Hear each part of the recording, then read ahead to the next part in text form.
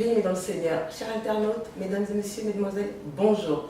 Je vous souhaite la bienvenue sur votre émission Positivement Vôtre, sur votre chaîne préférée, Cette TV. Nous recevons pour vous aujourd'hui le pasteur Rodin Côté. Alors, je ne vous en dis pas plus, vous allez le découvrir vous-même tout au long de l'émission.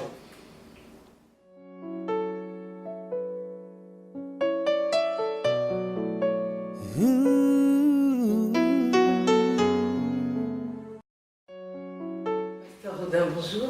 Bonjour ma soeur.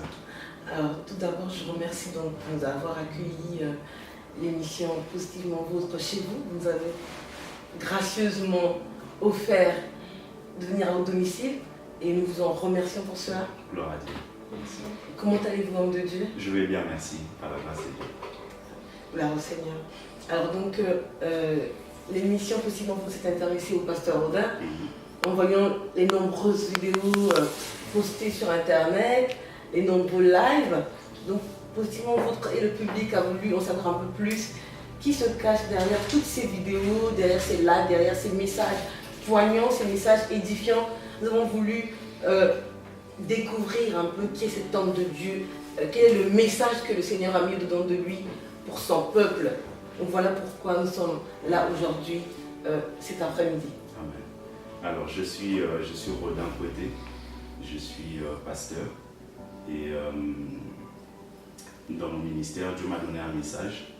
Et comme tout serviteur de Dieu qui est appelé de Dieu, Dieu lui donne un message particulier. C'est-à-dire que nous pouvons prêcher toute la sagesse de Dieu, mais il y a un message particulier qui accompagne notre ministère.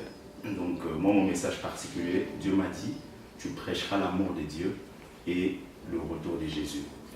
C'est-à-dire l'amour de Dieu qui consiste à garder ses commandements. Lorsque vous lisez dans 1 Jean, la Bible dit que l'amour de Dieu, celui qui aime Dieu garde ses commandements. Vous voyez, donc c'est vraiment le message que Dieu m'a donné. Donc je suis Rodin Côté, comme je le disais. Je viens de l'église Trinity Church, qui est à Paris. Mais Dieu a fait grâce qu'actuellement je puisse travailler avec un homme de Dieu qui a choisi le roi. Il s'appelle Guy Loco. Donc avec lui, nous travaillons ensemble pour faire avancer l'œuvre de Dieu. L'église, ça s'appelle Périel. Donc voilà un peu ce que je peux dire concernant cette question. Merci, homme de Dieu, très bien. Bénissons le Seigneur pour cette réponse. Homme de Dieu, est-ce que nous pouvons savoir comment vous avez connu le Seigneur? Ah, comment j'ai connu le Seigneur? C'est une bonne question. Moi, mon père est pasteur. Donc cela veut dire que oui, j'ai vraiment grandi à l'église. Depuis le bas âge, on était quotidiennement à l'église. Donc je jouais du tam-tam à l'école du dimanche, qu'on appelle l'écodim. Donc voilà. Et à l'écodim, on nous a fait accepter Jésus, mais je n'avais pas vraiment la connaissance telle que je l'ai eue par la suite. C'est surtout vers l'âge de 15 ans que j'ai pu vraiment donner ma vie au Seigneur. Et je suis rentré dans une école biblique, parce qu'avant j'étais avec les protestants. Donc je suis rentré dans une école biblique, on nous enseignait, on nous montrait, on nous encadrait, jusqu'à ce que j'ai commencé à fréquenter les églises évangéliques. Donc voilà, donc vraiment connaître Jésus, il n'y a pas vraiment eu un événement, voilà, il n'y a pas eu vraiment un événement, voilà, il y en a certains qui diront j'étais malade, voilà, je me suis dit il n'y a personne qui peut me guérir sauf Jésus. Moi il n'y avait pas ça, c'est-à-dire que mon père m'avait déjà montré, comme la Bible dit que montre ton enfant le chemin qu'il doit suivre, lorsqu'il grandira il ne va pas s'en détourner. Voilà vraiment, et jusqu'à ce que j'ai continué et je suis devenu pasteur. D'accord. Est-ce qu'il n'y a pas eu, donc si on comprend bien, vous êtes né dedans, hein, vous avez eu la grâce d'être dans une famille chrétienne comme certains d'entre nous. Et est-ce qu'il n'y a pas eu un moment où personnellement vous avez accepté le Seigneur, enfin, vous êtes né dedans, cela va sans dire, est-ce qu'il n'y a pas eu un moment où personnellement vous, pas avec votre père qui est pasteur, ou votre mère, ou vos frères et sœurs, mais vous tout seul individuellement, que la Bible dit quand même que le salut est individuel. Est-ce qu'il n'y a pas eu un moment où vous avez, vous personnellement, rencontré le Seigneur, vous avez fait une alliance? Si, c'est-à-dire que le Dieu de mon père lorsque j'étais enfant, j'allais prier le Dieu de mon père. Mais lorsque j'ai grandi, j'ai fait une expérience personnelle avec lui, avec le Seigneur. Donc, comme je vous ai dit, c'est vers l'âge de 15 ans, c'est-à-dire lorsque je suis rentré dans cette école publique à Paris, dans le 6e arrondissement, c'est là que j'ai vraiment compris que j'étais appelé à servir le Seigneur. Parce que moi, avant, j'envisageais faire de la politique. Tout le monde, peut-être ceux qui me suivent, vont se rappeler, j'avais un surnom, enfin, on m'appelait député. Donc pour moi, ce surnom, je voulais être député. Donc je voulais faire la politique. Donc j'étais vraiment engagé même dans le parti socialiste. Donc j'assistais à des meetings. Je préparais le terrain, comme on dit. Je cherchais des relations pour pouvoir devenir député. Donc vraiment c'était ma vision. Je me disais député, donc pas quelque chose d'autre. Mais bon, Dieu a sa manière de faire les choses. La Bible le dit, dans le cœur de l'homme, il y a beaucoup de pensées, il y a beaucoup de projets, mais seul le dessein de l'Éternel qui se réalise. Vraiment, Dieu m'avait choisi, c'est alors que j'ai accepté. Justement, l'homme de Dieu, je me permets de rebondir là-dessus sur votre réponse. Est-ce que l'un empêche l'autre? Est-ce que nous ne pouvons pas servir le Seigneur tout en servant notre nation, notre pays? Parce que nous voyons quand même dans la Bible, les hommes de Dieu, les premiers hommes de Dieu, ils étaient aussi rois. Le roi David était homme de Dieu, le roi Salomon était un homme de Dieu, et plein d'autres dans la Bible. Est-ce qu'aujourd'hui, ce n'est plus possible? C'est possible, pour moi c'est possible, mais le problème est que ce monde-là, c'est un monde assez bizarre, assez compliqué. Parce que souvent les gens qui vont là-bas ne sont pas assidus avec le Seigneur. C'est-à-dire lorsqu'ils vont là-bas, ils ne vont pas pour influencer, mais ils vont pour être influencés. Vous voyez? C'est-à-dire, la Bible dit, nous sommes le sel de la terre. Le sel, lorsqu'il rentre dans la nourriture, il vient pour influencer. Vous voyez? C'est-à-dire, nous, enfants des dieux, qui voulons faire de la politique, si nous voulons aller là-bas, c'est pour influencer ces gens-là. Parce que là-bas, il y a la corruption, là-bas, il y a le vol, là-bas, il y a le mensonge. On a expérimenté ça avec un certain nombre de politiciens ici. Ils viennent devant la télé, ils vous disent, ils vous regardent yeux dans les yeux, ils vous disent, je n'ai pas de compte à l'étranger. Vous voyez, on lui dit plusieurs fois, est-ce que vous êtes sûr que vous n'avez pas de compte à l'étranger? Il dit, non, je n'ai pas de compte. C'est-à-dire quoi? Le mensonge fait partie de la vie politique. Il faut maintenant qu'il y ait des politiciens chrétiens qui viennent pour pouvoir influencer ce monde-là. Mais jusqu'à présent, il n'y en a pas beaucoup. Mais bon, moi, comme je suis appelé à être pasteur, j'ai compris que Dieu me voulait entièrement dans son œuvre. Vous voyez, il me voulait entièrement dans son œuvre. Mais cela ne m'empêche pas de pouvoir peut-être coacher ou essayer de donner des conseils à ceux qui veulent aller dans ce monde-là. Homme de Dieu, merci pour tous ces éclaircissements. Est-ce que le public de Possiblement Vous pourrait savoir quelle est votre confession de foi, quelle est votre vision, quelle est votre façon de voir les choses? Alors, ma façon de voir les choses, c'est-à-dire, c'est ce que la Bible dit. Vous voyez, nous avons une constitution. Notre constitution, c'est la parole de Dieu. La Bible dit, nous sommes sauvés par la grâce, au moyen de la foi. Moi, je crois que, premièrement, nous ne sommes pas sauvés par nos œuvres. Nous sommes sauvés par la grâce, mais au moyen de la foi. C'est-à-dire, Dieu est celui qui appelle qui veut. Donc, il fait dans toute sa souveraineté. Et je crois que Dieu est unique, mais révélé aux hommes sous différentes formes. Par exemple, dans l'Ancien Testament, lorsque vous voyez, c'est Dieu le Père qui se manifeste. Après, il y a Jésus qui est venu. Il est parti, il a dit, je ne vous laisse pas orphelin, je vous enverrai l'Esprit.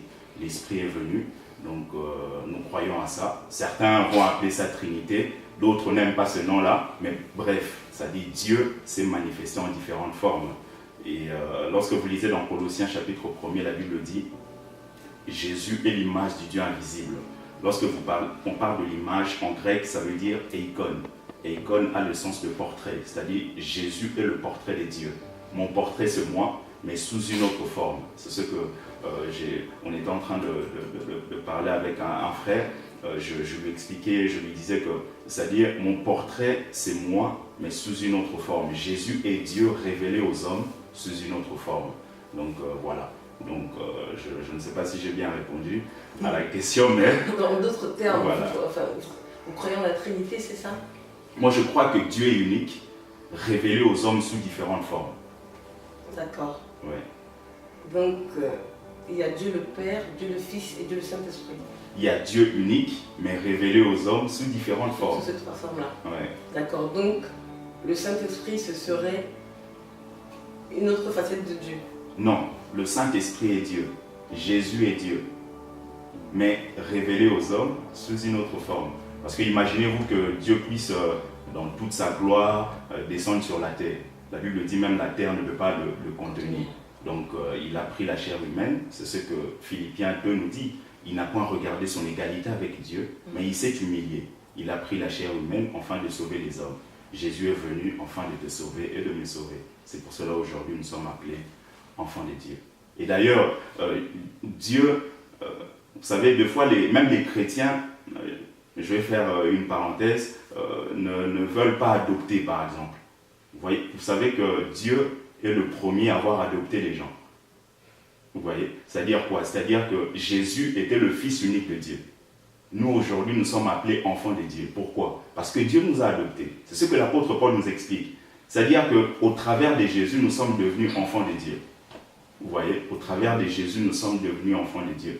Moi, je crois que Jésus, donc c'est ce que la Bible nous dit, il n'y a pas un autre chemin vers lequel nous pouvons passer pour hériter la vie éternelle, si ce n'est que le chemin de Jésus, parce que c'est lui qui est le chemin. Homme de Dieu. Oui. Qu'est-ce qui vous a décidé à devenir pasteur? Alors, premièrement, c'est un appel. C'est-à-dire, on ne devient pas pasteur parce qu'on veut, on est pasteur parce que Dieu nous a appelés.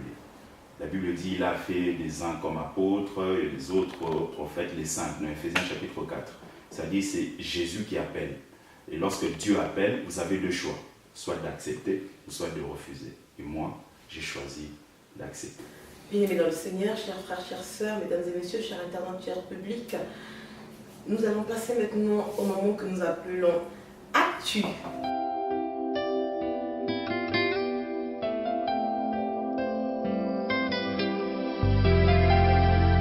Pasteur Rodin, Oui. nous allons évoquer, si vous le permettez, des questions d'actualité. D'accord. En ce moment, nous entendons beaucoup parler de la théorie du genre. Nous avons entendu que dès maintenant, très tôt, dans les maternelles, les enfants seront sensibilisés sur le transgenre, ni homme ni femme. Nous, en tant qu'enfants de Dieu, nous sommes dans un pays laïque où nous ne devons pas parler de notre confession de foi. Mais comment nous pouvons faire pour pallier à cela en tant qu'homme de Dieu? Que dites-vous à vos oreilles? Comment doivent-ils réagir face à cela? Alors, lorsque nous voyons cette théorie-là, cela nous ramène à voir la question qu'on a eu à répondre tout à l'heure par rapport à la politique. Vous voyez, c'est-à-dire que si vous avez beaucoup de chrétiens dans la politique, c'est-à-dire qu'ils auront la possibilité de pouvoir mettre des réformes qui sont conformes à la parole de Dieu. Mais si vous avez des gens qui sont dedans, qui sont dans des loges, qui sont dans des maisons bizarres, c'est-à-dire automatiquement ils feront des choses qui sont conformes à leur Dieu. Ce n'est pas le Dieu de la Bible. Ce que moi je dirais aux enfants de Dieu, aux chrétiens, aux parents, de pouvoir bien enseigner aux enfants. Je l'ai dit tout à l'heure, la Bible déclare que enseigne ton enfant lorsqu'il est petit et lorsqu'il grandira, il ne va pas s'en détourner. Parce qu'à l'école, il y a beaucoup de choses qui se passent. Aujourd'hui, on parle du mariage gay, c'est-à-dire dire à un enfant que je suis homme, mais mon mari est homme, donc c'est normal. Donc, alors ce sont des choses qui sont réellement des abominations aux yeux de l'Éternel.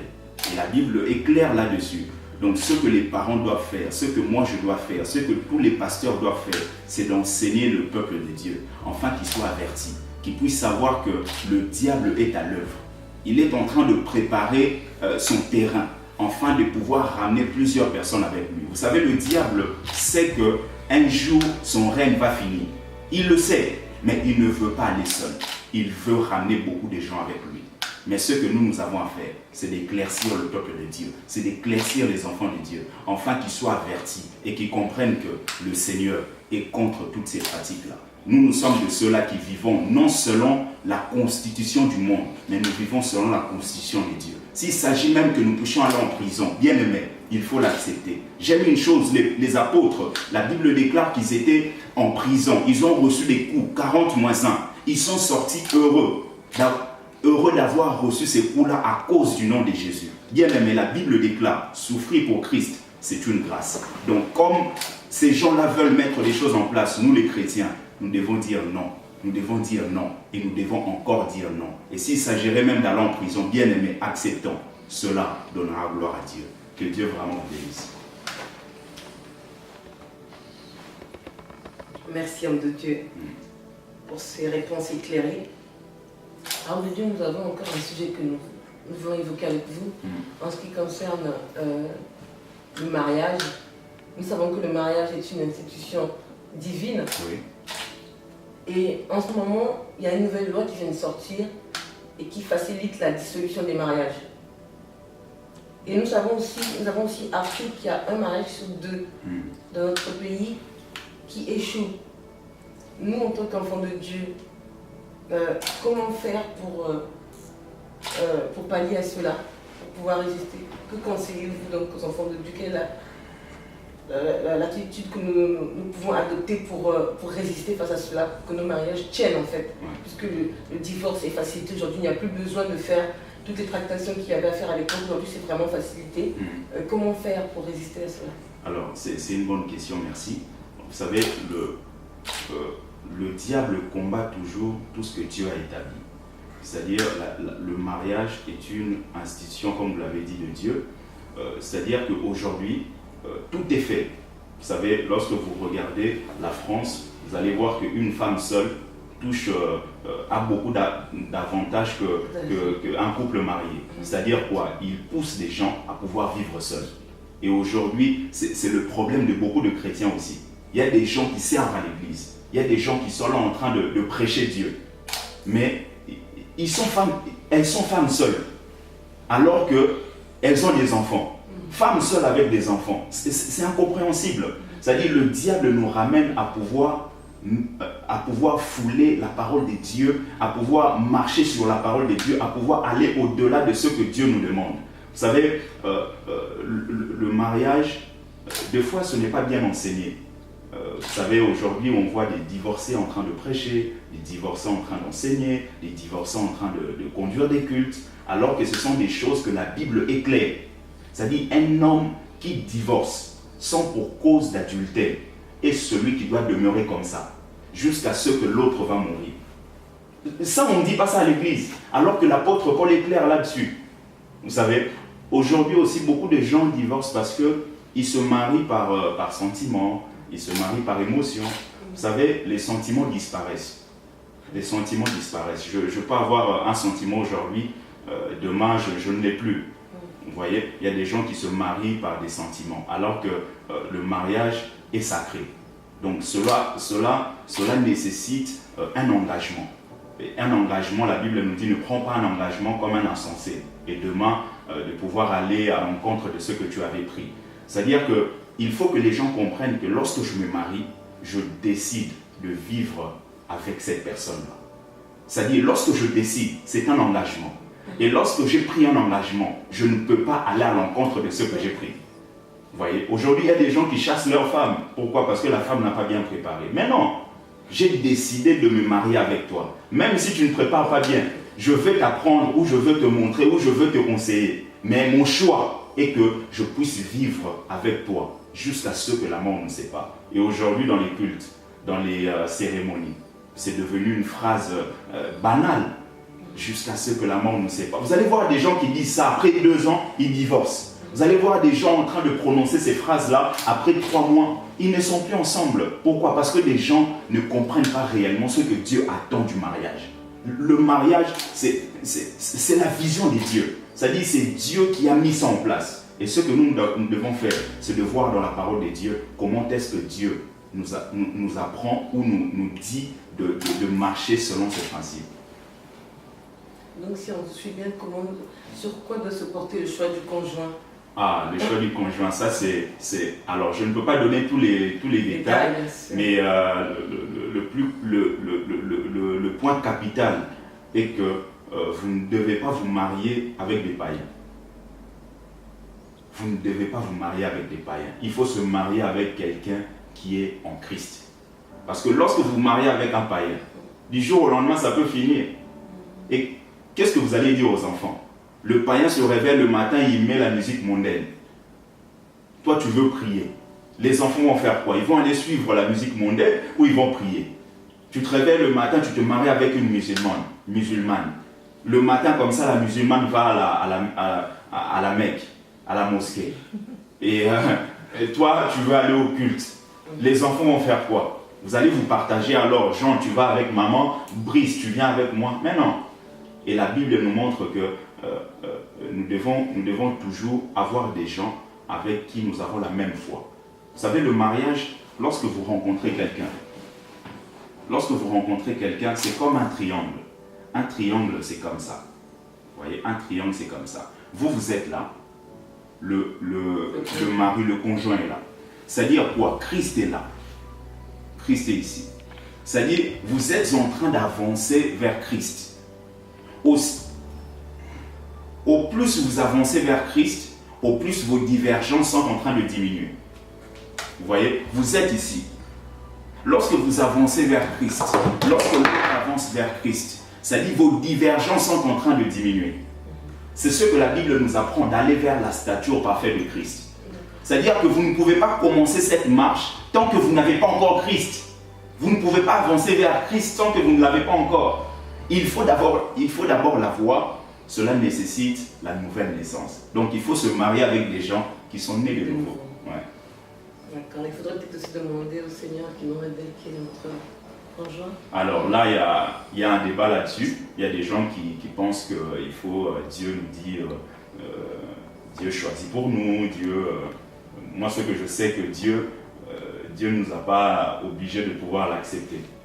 Vous voyez, il ne nous a pas obligés. Si Dieu ne nous oblige pas concernant ce qui est plus important que le mariage, je crois que Dieu nous a donné l'intelligence, il nous a donné la sagesse et nous pouvons regarder et comprendre et demander la volonté de Dieu. Mais moi je ne crois pas que Dieu, il peut le faire, mais tous ces gens-là qui disent c'est ma femme, vous allez les entendre sur les réseaux sociaux. Dieu m'a dit c'est ma femme, 3 mois après, les fiançailles rompues.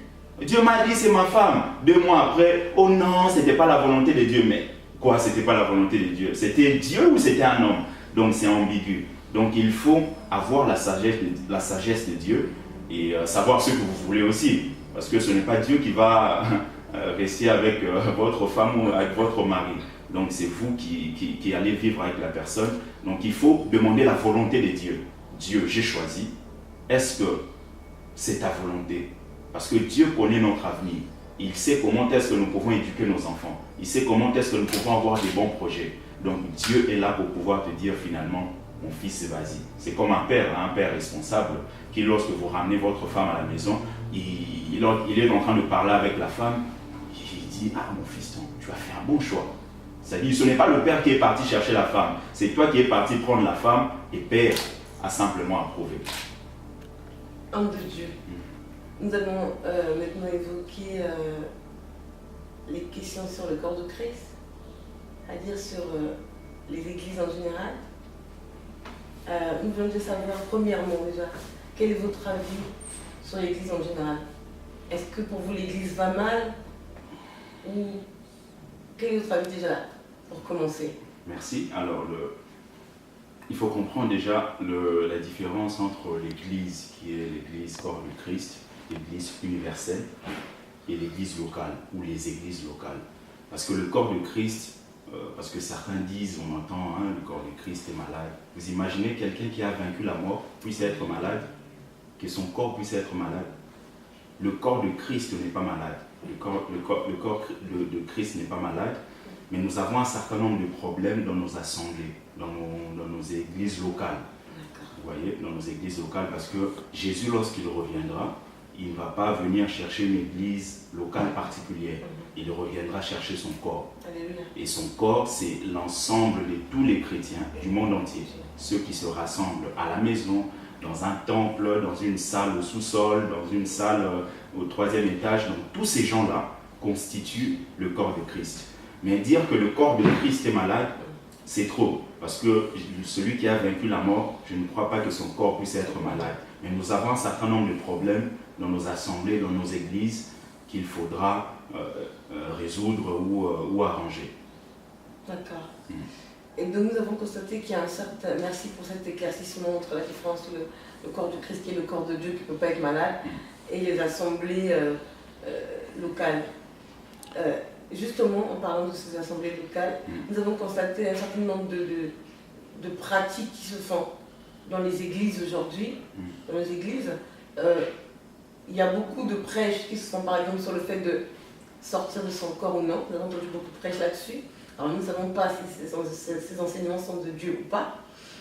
Vous allez pouvoir nous éclairer là-dessus. Et deuxièmement, sur les pratiques physiques qui sont spirituelles, sur le fait d'imposer les mains aux malades, d'imposer les pieds ou de poser des objets lourds ou pas sur les personnes.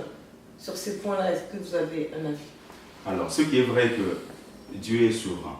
Dieu fait comme il veut. Ce qui est sûr est que nous ne pouvons pas fermer Dieu dans une boîte. Vous voyez, c'est-à-dire Dieu est capable de pouvoir me dire, me faire quelque chose qui peut peut-être être considéré par les hommes de déplacé. Vous voyez, on a vu ça dans la parole de Dieu, avec les prophètes, ainsi de suite.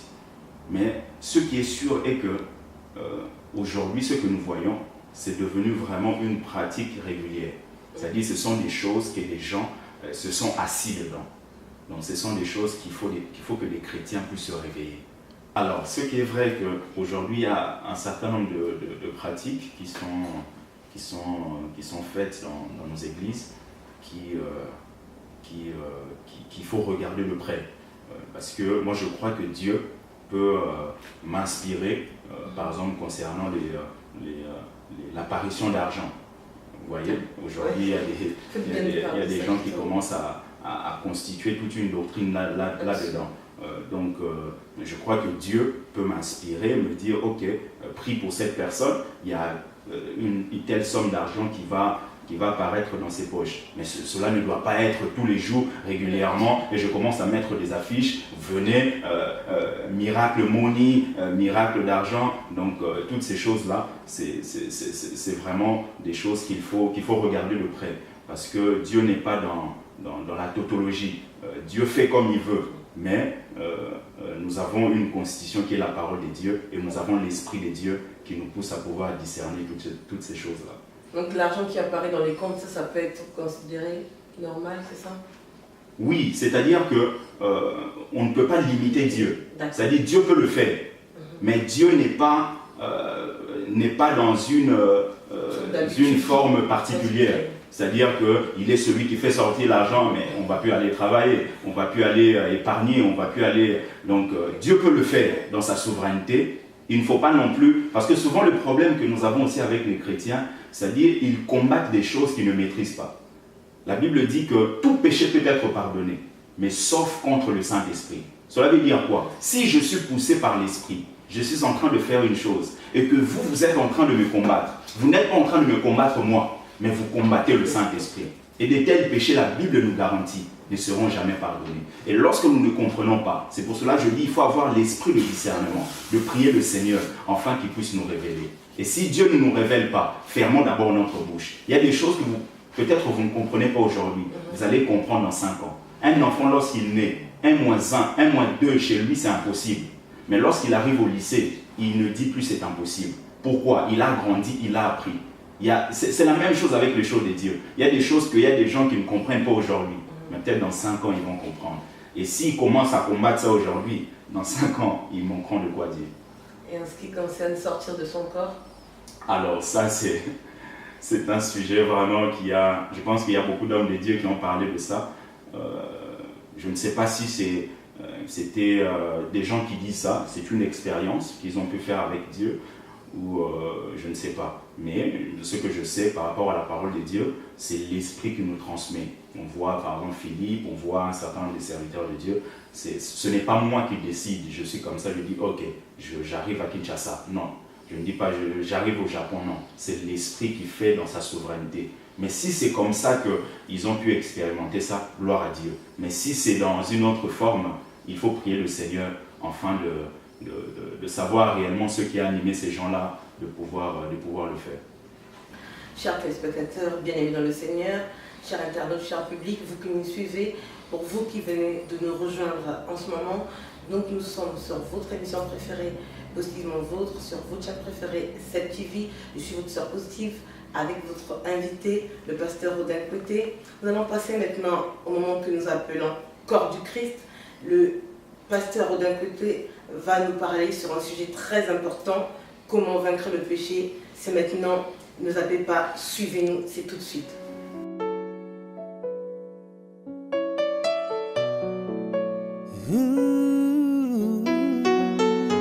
Alors pour vaincre le péché, la première des choses, il faut vaincre le péché qui est l'arbre au travers de la mort de Jésus. Qu'est-ce que je veux dire par là? Vous avez le péché qui est l'arbre, vous avez les péchés qui sont des fruits. C'est-à-dire quoi? C'est-à-dire Jésus, lorsqu'il est venu sur la terre, il n'a pas vaincu les péchés. Ce qui prouve que vous pouvez pécher demain. C'est-à-dire Jésus a vaincu le péché, l'arbre. C'est-à-dire c'est au travers de l'arbre que nous pouvons avoir des fruits.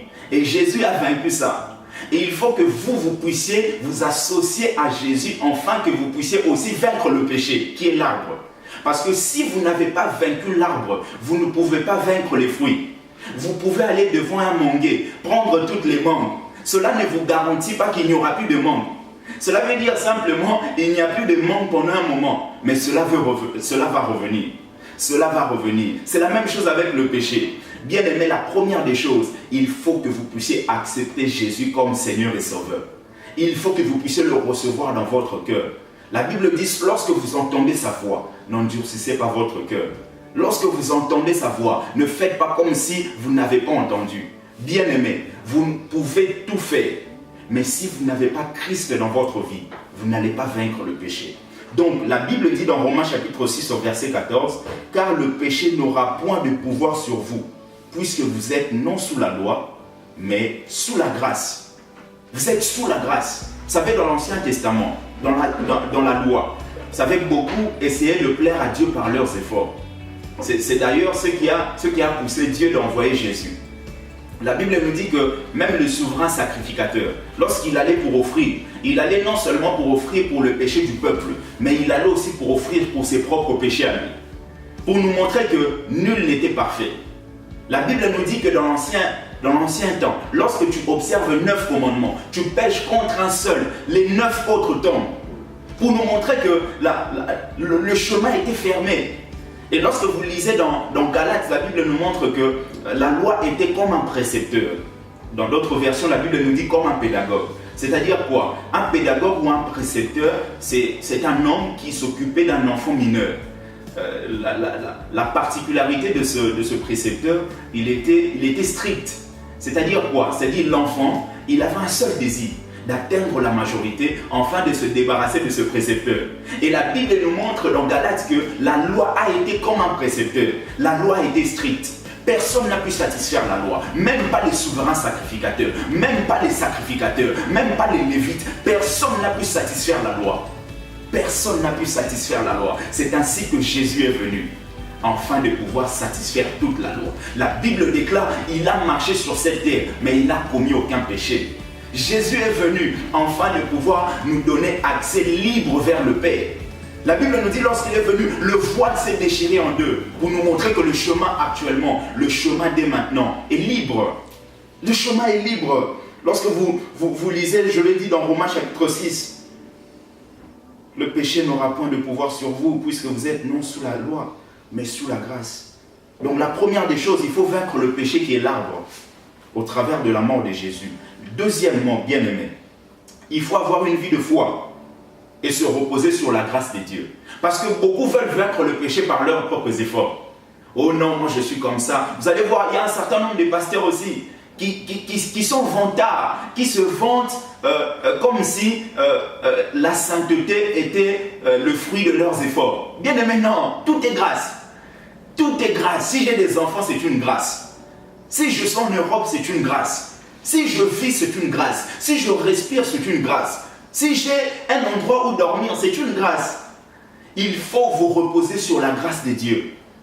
Vous dire que vous ne pouvez rien de vous-même, mais vous avez besoin de lui. Parce que beaucoup n'arrivent pas à marcher conformément à la parole de Dieu, parce qu'ils se disent, ok, je veux vaincre l'impudicité par mes efforts. Bien aimé, tu vas faire aujourd'hui. Demain, tu vas tomber, tu vas pleurer. Après demain, tu vas marcher. Après le lendemain, tu vas tomber, tu vas pleurer. C'est pour cela beaucoup qui sont en train de me suivre. Peut-être vous êtes en train de vous reconnaître. Il y a peut-être une semaine, vous étiez tombé. Vous avez pleuré. Mais 3 jours après, vous avez recommencé. Pourquoi? Parce que vous vous reposez sur vos efforts. Ne vous reposez pas sur vos efforts parce que Christ a déjà tout fait. Christ a tout accompli. S'il n'avait pas fait, il n'allait pas dire ça. Il a dit Tétélestai, c'est-à-dire tout est accompli. Reposez-vous sur la grâce de Dieu et avoir une vie de foi. La Bible nous dit dans Hébreux chapitre 11 au verset 1er, or la foi est une ferme assurance des choses qu'on espère, une démonstration de celles qu'on ne voit pas. Hébreu est en train de nous dire quelque chose de merveilleux. Il est en train de nous dire ceci. La foi est une ferme assurance de choses qu'on espère. Lorsque vous espérez quelque chose, c'est parce que vous croyez que cette chose existe. Et il rajoute, il dit, c'est une démonstration des choses qu'on ne voit pas. Cela veut dire quoi? Cela veut dire la foi est composée de 2 choses. La foi est composée de l'assurance. La foi est composée aussi de la démonstration. Cela veut dire quoi? Cela veut dire que la foi est toujours accompagnée des œuvres. La foi est toujours accompagnée de la démonstration. C'est-à-dire, un homme qui vit dans le péché ne peut pas nous dire c'est un homme de foi. Il y a un problème. Un homme de foi, c'est celui qui croit que la Bible est en train de me dire que je dois marcher dans la sainteté. Donc, il croit ça. La première partie est une ferme assurance des choses qu'on espère. On ne peut pas espérer sans croire que cette chose existe. Donc la deuxième des choses, c'est une démonstration. Il faut que cette personne puisse nous démontrer au travers de sa qualité de vie, sa croyance. C'est-à-dire, je suis en train de croire en ça et je vous démontre que réellement je crois en ça. Si je crois réellement que Jésus est pur, si je crois réellement que Dieu est saint, il est en train de me dire, soyez saints comme moi je suis saint. Ce que moi j'ai à faire, lorsque je crois en cette parole, c'est de vivre dans la sainteté pour montrer à Dieu, voici, je suis en train de croire en ce que tu as dit et je démontre ça par mes œuvres. C'est ce que Jacques est en train de nous dire. C'est Jacques est en train de nous dire, c'est-à-dire la foi sans les œuvres, c'est une foi morte. Et vous avez besoin de la démonstration. Dans 1 Jean chapitre 5 au verset 4, la Bible dit ceci. Parce que tout ce qui est né de Dieu triomphe du monde. Et la victoire qui triomphe du monde, c'est notre foi. Tout ce qui est né de Dieu triomphe du monde. J'aime ce verset. La Bible dit tout ce qui est né de Dieu, pas seulement les apôtres, pas seulement les prophètes, pas seulement les évangélistes, pas seulement les docteurs, pas seulement les prophètes ou les pasteurs. Il dit tout ce qui est né de Dieu triomphe du monde. Mais ce qui triomphe du monde là, c'est notre foi. Pour nous dire quoi? La foi n'échoue jamais. Bien aimé, la foi n'échoue jamais. Je vous dis la vérité, la foi n'échoue jamais. À chaque fois que vous avez échoué, c'est parce que vous avez manqué de manifester les 2 dimensions de la foi. Un homme qui sait qu'il croit qu'il peut marcher sur les eaux, comme a fait Pierre, il doit croire en cette parole et il doit démontrer cette parole par ses œuvres. Je crois que je peux marcher sur les eaux parce que Jésus m'a dit de marcher. Et maintenant, je marche parce que je crois réellement que ce qu'il a dit est la vérité. Est-ce que vous croyez que la parole de Dieu est la vérité?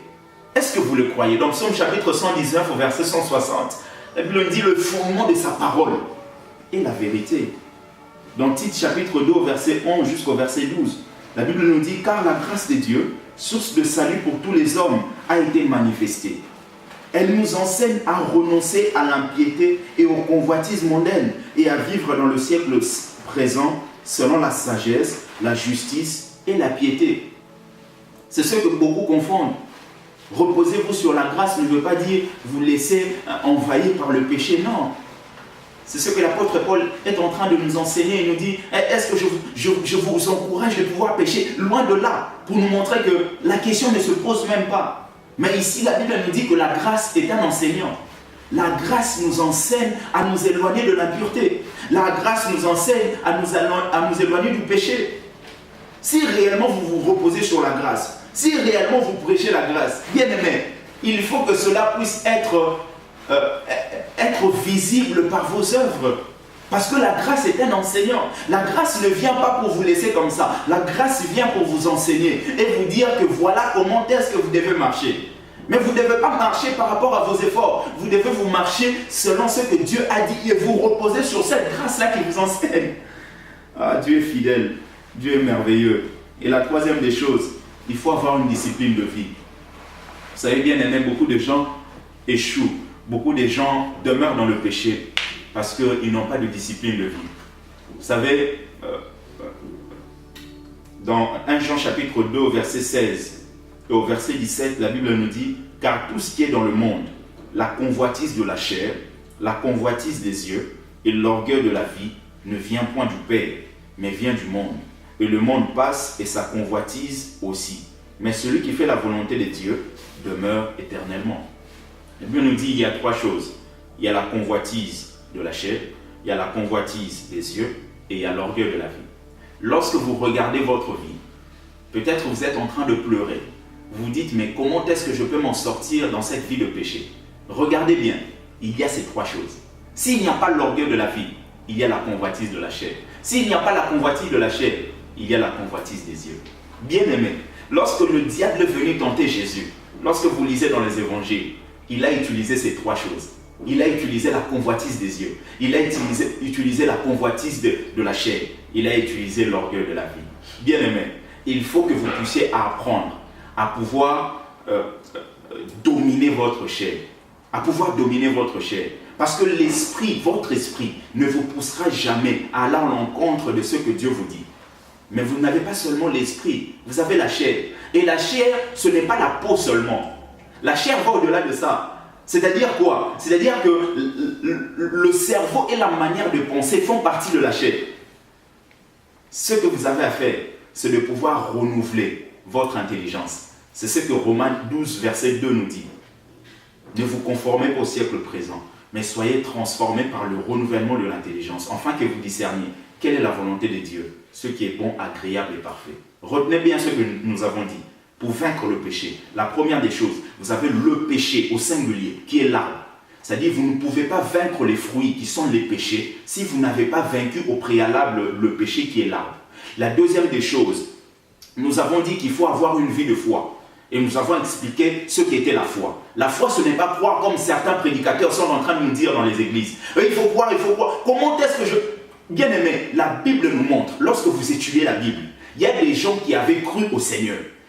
Une minute après, Jésus leur a dit, vous êtes des fils de démons. Pourquoi? Parce que le diable croit, mais il n'a pas de foi. Le diable croit que Dieu existe. Le diable croit que Dieu est puissant. Il le sait, mais il n'a pas de foi. Car sans la foi, il est impossible de lui être agréable. Et le diable n'est pas agréable à Dieu. Retenez ces choses-là, bien-aimés. Retenez ces choses-là. Il faut travailler vos pensées. La Bible dit que la parole de Dieu demeure en vous abondamment. Regardez votre journée. Comment est-ce que vous passez devant la télé? Comment est-ce que vous passez devant YouTube? Comment est-ce que vous passez devant Facebook? Mais où est la Bible? Où est la parole de Dieu? Alors que la parole de Dieu doit être ton boussole, doit être une boussole qui nous conduit, doit être ta boussole qui te dirige. Mais aujourd'hui, on a bafoué la parole de Dieu. Beaucoup veulent marcher selon les prophéties. Oh, tel prophète a dit, tel prophète a dit. Bien aimé, la Bible nous montre que toute prophétie doit être examinée selon la parole de Dieu. Toute prophétie doit être examinée selon la parole de Dieu. Toute prophétie doit être examinée selon la Bible. Vraiment, c'est ce que j'avais à partager avec vous. Retenez ces trois principes-là. Et troisièmement, nous avons dit qu'il faut avoir une vie, une discipline de vie. Une discipline de vie, c'est, tu as un frère par exemple, tu ne vas pas jouer avec des sœurs. Des fois on voit ça dans les églises. C'est trop de légèreté. trop de légèreté tue le sacré. Il faut le retenir. Trop de légèreté tue le sacré. Un homme marié, mais tu es en train de le taper comme ça là, sur les épaules. Mais non. Une femme mariée, tu es en train de la tenir comme ça. Mais non. Il faut avoir une discipline. Je ne dis pas que vous puissiez devenir des Staline ou des Hitler. Non. Mais il faut que, bien aimé, vous puissiez mettre des bornes. Que les gens ne puissent pas dépasser ça. Et c'est ce qui manque beaucoup, surtout dans les églises évangéliques. On est pote avec tout le monde. On est ami avec tout le monde. On est avec tout le monde. Mais non. Je suis frère en Christ. Mais j'ai une vision. J'ai une destinée. J'ai un endroit où Dieu m'emmène. Et pour arriver là-bas, il y a des choses qu'il faut faire. Il y a des sacrifices. Et ces sacrifices-là nécessitent réellement une discipline de vie. Vraiment, que Dieu vous bénisse abondamment. Que Dieu vous bénisse abondamment. Que cette parole que vous avez écoutée puisse produire en vous des fruits dignes de la repentance. Non pas pour la repentance. Vous savez, j'ai expliqué ça tout à l'heure. C'est-à-dire, vous n'êtes pas là pour produire des fruits, pour produire des œuvres afin d'être agréés par Dieu. Non, vous êtes enfant de Dieu et en étant enfant de Dieu, vous produisez des fruits dignes d'être enfant de Dieu. C'est-à-dire que la plus grande révélation que nous avons dans la Nouvelle Alliance est que Dieu est notre Père. C'est-à-dire, je ne suis pas enfant de Dieu parce que je fais des choses. Je suis enfant de Dieu, c'est pourquoi je fais des choses. Je suis enfant de Dieu, c'est pour cela que je vis dans la sainteté. Je suis enfant de Dieu, c'est pour cela que j'ai une vie de prière. Je suis enfant de Dieu, c'est pour cela que je suis en train de respecter mes parents. Je suis enfant de Dieu, c'est pour cela que je suis en train de respecter ma femme, mon mari. Je suis enfant de Dieu, c'est pour cela que je suis assidu au temple. Je ne vais pas au temple pour être enfant de Dieu, mais je suis enfant de Dieu, c'est ainsi que je fais ça. Vraiment, que Dieu vous bénisse abondamment. Que Dieu vous bénisse. Dans le Seigneur, nous venons de vivre un moment fabuleux. Nous venons de vivre un moment merveilleux. Alors, comme dit la parole de Dieu, l'homme ne se nourrit pas seulement de pain, mais de toute parole qui sort de la bouche de Dieu. Et là, nous venons d'être nourris. Alléluia. Une parole merveilleuse. Comment vaincre le péché?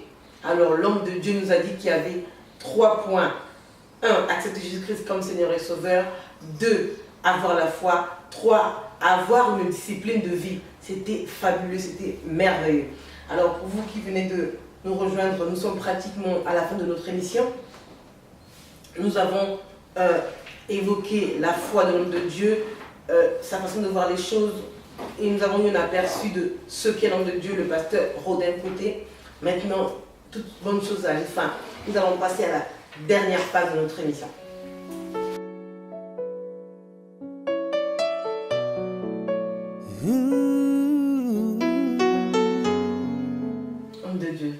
Merci pour ce message poignant, pour ce message de feu. Amen. Merci pour comment vaincre le péché. C'était waouh. Il n'y a pas de mots, il n'y a pas de commentaires à faire. C'était juste merveilleux, c'était juste formidable. Homme de Dieu, nous voulons savoir quels sont les événements à venir, quels sont les projets que vous avez en ce moment à l'église. Y a-t-il séminaire, retraite, culte spécial? Alors aujourd'hui, merci. Je crois que ce message a béni beaucoup de gens qui sont en train de nous suivre. Donc actuellement, nous avons un événement qui va se dérouler le 18 novembre à Créteil. Donc c'est particulièrement pour les jeunes, mais c'est ouvert à tout le monde. Donc comme on dit, la jeunesse va au-delà de 50, 60. Donc vous êtes vraiment les bienvenus dans cet événement. Donc on sera là, c'est une veillée, on sera là de 22h jusqu'à 5h du matin. Ce sera à Créteil. Alors l'adresse c'est 16 rue Séjourné, 94 000 Créteil. Alors ceux qui veulent prendre le RER A, ils peuvent descendre à Sucy-Bonneuil. Ceux qui veulent prendre le RER B, ils peuvent descendre à Créteil-Pompadour. Et ensuite il y a le bus 393. Et l'arrêt, c'est Europark. Et ceux qui veulent prendre le métro, vous avez le métro, la ligne 8, qui vous ramène jusqu'au terminus. C'est Créteil-Pointe-du-Lac. Et de là, vous pouvez aussi prendre le bus 393 et l'arrêt toujours Europark. Et il y a un numéro de mon frère que vous pouvez appeler pour avoir plus de renseignements, c'est le 07 51 33 95 19. Donc 07 51 33 95 19. Donc si vous appelez sur ce numéro-là pour avoir toutes les informations. Vraiment, ce sera une nuit prophétique où nous allons vraiment prêcher la parole de Dieu comme on l'a jamais fait. Donc Dieu, nous savons qu'il va se manifester. Et ce que nous faisons en ce moment, nous sommes simplement en train de vous attendre, afin de venir et de partager ce moment avec nous. Vraiment que Dieu vous bénisse. Homme de Dieu, avez-vous des projets, là vous nous avez parlé de l'événement du 18 pour la jeunesse, Oui. donc la nuit de prière, c'est pour votre église locale, l'église que vous fréquentez? Non, ce n'est pas pour l'église où je fréquente. C'est-à-dire L'église que vous c'est un fréquentez, frère c'est où? qui l'a organisé et qui a eu une vision. Et dans cette vision, j'étais dedans. Donc voilà, il m'a sollicité afin de pouvoir intervenir dans cet événement-là. D'accord. Et vous, l'église que vous fréquentez habituellement, Comme vous avez vos cultes tous les dimanches? Oui, alors tous les dimanches, nous sommes à Choisy-le-Roi. Donc c'est non loin de la gare, c'est juste derrière le marché, donc à Choisy-le-Roi. Il y a mon numéro qui apparaît. Si vous voulez venir participer avec nous, vous pouvez m'appeler sur le 06 24 96 39 48. Donc sur ce numéro-là, si vous appelez, vous allez m'avoir directement et je pourrai vous indiquer. Mais ceux qui sont à Paris, qui pourront peut-être pas arriver jusqu'à Choisy-le-Roi, nous sommes dans le 6e arrondissement, c'est Trinity Church, c'est au 58 rue Madame, 75 006. Donc voilà. Mais si vous venez à Choisy-le-Roi, donc nous sommes là. Plus la rue. Le nom de la rue, c'est 22 rue Georges Clémenceau. D'accord. Oui, 22 rue Georges Clémenceau, 94 600 Choisy-le-Roi. Juste lorsque vous descendez à Choisy-le-Roi, à la gare, vous allez au marché, c'est à 2-3 minutes. Donc derrière le marché, il y a une église protestante réformée. Donc nous sommes là-dedans. Donc c'est avec le pasteur Guy Loco, c'est ça? C'est avec le pasteur Guy Loco. Et il est à Paris dans le 6e aussi. Avec le pasteur Alan. Alors lui, il est anglophone, il est américain. Donc le culte c'est en anglais? Là-bas c'est en anglais, mais il y a des gens qui interprètent. Ah, en français. Ouais. D'accord, donc les cultes c'est le dimanche matin de... Alors, à Choisy-le-Roi, nous sommes là le dimanche matin de 13h jusqu'à 15h30. Okay. Et ceux qui veulent aller à Paris, c'est de 15h30 jusqu'à 17h. Okay. Ouais. C'est tous les dimanches. Et en semaine, vous vous réunissez en semaine? En semaine, alors il y a le mercredi à Choisy-le-Roi, c'est de 18h15 jusqu'à 20h. Mais à Paris, il y a différentes réunions, des hommes, des femmes, mais bon, ça dépend des gens. Et ça dépend des jours. Par exemple, les hommes, c'est le mardi, de 19h jusqu'à 21h. Les femmes aussi, c'est de 19h30 jusqu'à 21h. Donc, lorsque les gens vont venir, ils pourront avoir tout le programme. D'accord, très bien. Est-ce que, donc ça c'est pour l'église locale, est-ce que vous avez des projets pour l'église en général? Vous avez des projets? Alors oui. Alors, depuis un moment, Dieu m'avait donné un thème qui est... certainement il y a un reste. Certainement il y a un reste. Donc c'est le thème que Dieu m'avait donné, afin d'organiser un événement là-dessus. Parce que, vous savez, un jour Élie est en train de se plaindre, il dit au Seigneur, il dit à Dieu, mais je suis resté le seul prophète. Dieu lui dit, non, je me suis réservé 7000 hommes qui n'ont pas encore fléchi les genoux devant Baal. Et l'apôtre Paul, lorsqu'il est en train de relater cette histoire, il dit, Élie était en train de dire ça, Dieu lui a répondu ça. Et l'apôtre Paul rajoute, il dit, même dans ce temps-ci, il y a un reste. C'est-à-dire quoi? C'est-à-dire aujourd'hui, même s'il y a une prolifération des faux, c'est-à-dire une multiplication des faux serviteurs de Dieu, ce qui est sûr est qu'il y a des vrais. Et ces vrais-là doivent parler. Parce que souvent, nous avons des faux qui parlent trop. Et nous avons l'impression qu'il n'y a que des faux. Il faut que les vrais puissent parler. C'est pour cela que j'invite tous les frères et sœurs, tous les serviteurs de Dieu, tous les pasteurs, bien-aimés, levons-nous, afin de parler. Parce que si nous ne parlons pas, ce peuple-là va toujours croire qu'il n'y a que des faux. Moi, je sais qu'il y a des vrais. Et vous faites partie de ces gens-là. Donc, levons-nous et parlons. Parce que Dieu, Jésus est celui qui revient bientôt. Et enfin, le mot de la fin. Le mot de la fin, merci à vous donc d'être venus, de très loin. Donc merci à vous, merci à votre mari. Et vraiment, je suis touché par votre simplicité, votre dévouement et votre sérieux dans les choses de Dieu. Ce n'est pas simplement... Vous savez, des fois, les gens qui sont dans les médias, les musiciens, ils ne connaissent pas la parole de Dieu. Mais alors que lorsque j'ai parlé avec votre mari, j'ai senti vraiment ce côté-là de quelqu'un qui aime les Écritures, quelqu'un qui est passionné de la parole de Dieu. Et voilà, nous bénissons le Seigneur pour ça. Et je sais que cette porte que Dieu a permis, nous puissions nous rencontrer, va s'ouvrir encore grandement dans les prochains jours. Vraiment que Dieu vous bénisse. Et bénisse tous ceux qui nous ont suivis. Vraiment, je suis heureux, grande est ma joie d'avoir partagé ce moment avec vous. Et si vous avez été édifiés, bien aimés, ne manquez pas de partager ce message autour de vous, de partager à vos frères, de partager sur les réseaux sociaux, de partager sur vos pages Facebook, vos pages Twitter. Donc faites-le. Je sais que la Bible nous dit que s'il y a une âme qui se répand, il y a une joie dans le ciel. Et au travers de vous, il y a une âme qui peut se repentir. Et vous allez organiser la fête au ciel. Vraiment, que Dieu vous bénisse abondamment. À bientôt les amis. Voilà, chers spectateurs, chers bien-aimés dans le Seigneur, mesdames et messieurs, mesdemoiselles, chers internautes, chers publics, nous sommes arrivés à la fin de notre émission. La Bible dit toute bonne chose a une fin. Nous voici à la fin de notre émission. Nous voulons remercier l'homme de Dieu, le pasteur Rodin Coueté, avec son épouse Glody, qui ont bien voulu nous recevoir chez eux, dans leur domicile. L'émission Positivement Vôtre.